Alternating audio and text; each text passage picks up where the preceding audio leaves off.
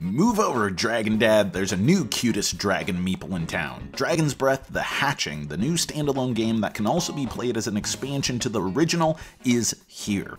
When playing The Hatching on its own, players each have 3 cards adorned with different colored gems, and, like a squattier version of the original, a tower is built out of rings and then filled with gems. The catch is that you put Mama Dragon's precious egg on top. Now, one player, as the fire breather, gingerly takes the top ring off, trying to keep the precious egg in its place as gems tumble to the ground. If the egg stayed atop its pedestal, great, you are going to get to do some damage in a bit. If it fell, well, you're still okay, but place Dragon Mom atop one of the holes in her treasure chest for the remainder of the round. More on that in a sec.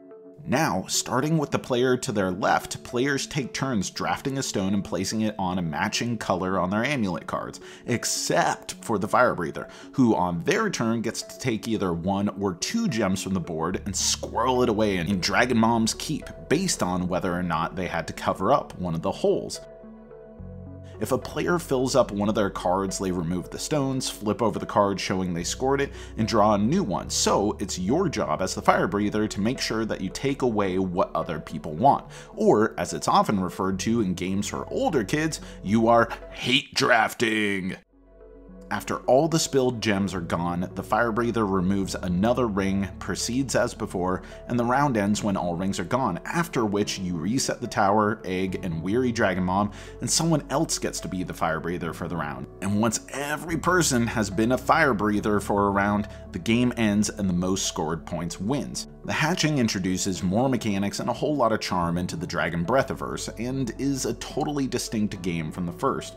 Our family loved the card drafting, and we were charmed by Dragon Mom and her hoarded treasure box, though I don't think it's as easy of a recommendation as the original. By making your primary method of interaction based on denial rather than speculation, you introduce more things that kiddos may need to keep track of, and a whole lot of opportunity for the sort of hurt feelings that come from, hey, you took the one I wanted. But that can be a great learning opportunity in and of itself. That said, it's as a combinable feature of the original where it really began to shine.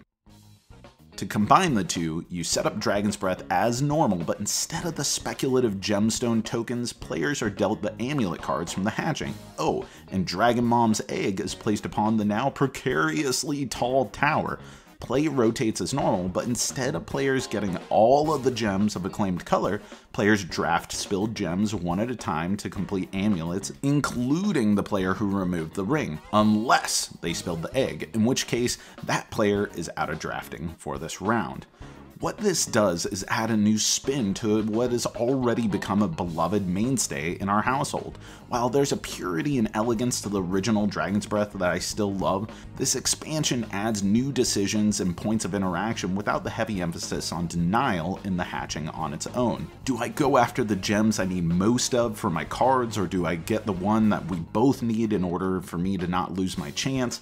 And it feels really good to fill out a card, flip it over, and start working on your new acquisition. If there's anything that I don't like about it as an expansion, it's that endgame scoring can get kind of tricky for younger mathematicians. Addition of several cards worth 2 or 3 points is much harder than individually counting 25 gems. But hey, that's once again a learning opportunity, which is part of what makes gaming with kids great.